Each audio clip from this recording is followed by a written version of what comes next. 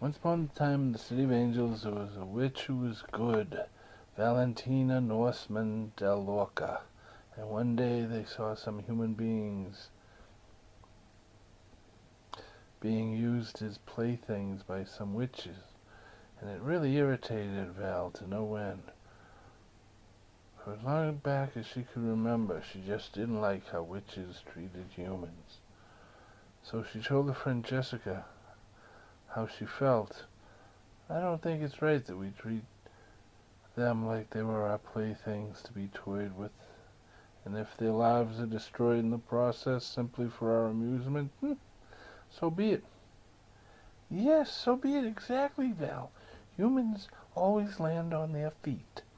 Besides, they don't really have feelings like we do, said Jessica, then paused and says, Wait, what? Are you being serious now, Val?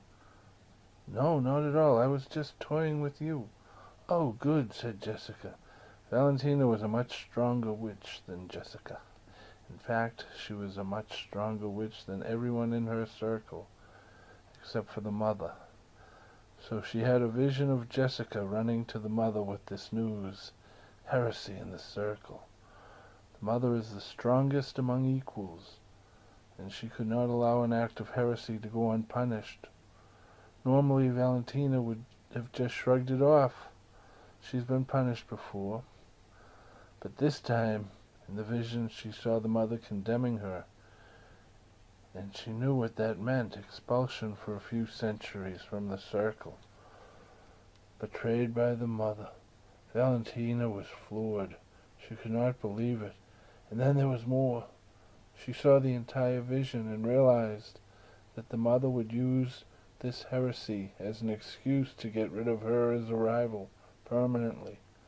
And towards the mother, from that moment on, Val's heart turned to stone. Every day the mother gets older and I get stronger. My strength is not there yet, she thought, but one day it will be. So she cast a series of spells on objects that she could take with her. She cast a protection spell on her clothes. No bullets or knives or weapons of any kind could harm her. She set a series of spells on her rings.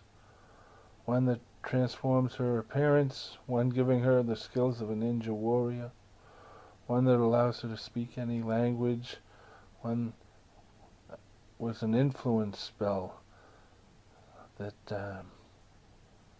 allows her to influence people, and a few others, and one on her necklace to keep her from ever aging, forever young. So hopefully she'll never have to use her powers while she's out on the run, instead relying on these objects that should keep close to her. Her rings and her clothes and necklace, so she could hide in plain sight in the human world. And so she left the circle and her place in it until the day she returns to reclaim her place in the circle and her rightful position as the mother who changes things. That will be her legacy. Ming Quechua Garcia Iglesias is a police detective in the City of Angels. A female officer comes into the office and hands him her orders. I'm your new partner, she says.